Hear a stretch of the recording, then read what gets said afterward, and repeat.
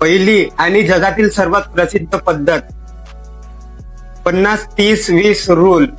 तुमचा पगार हातात आल्यावर त्याचे 3 भाग करा.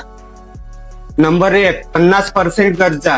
हे ते पैसे आहेत जे खर्च करणे भागच आहे.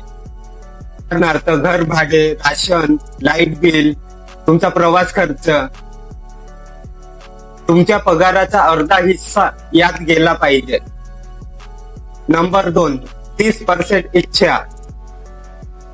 हे ते पैसे आहेत तुमच्या आनंदासाठी आहेत. उदाहरणार्थ नवीन कपडे, नेटफ्लिक्स, फिरणे. स्वतःला मारून जगू नका आणि 30% पेक्षा जास्त खर्चही करू नका. नंबर 3, 20% बचत.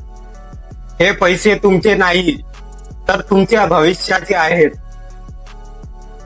हे पैसे आधीच बाजूला काढून गुंतवणूक करा, मग ते RD असो किंवा SIP.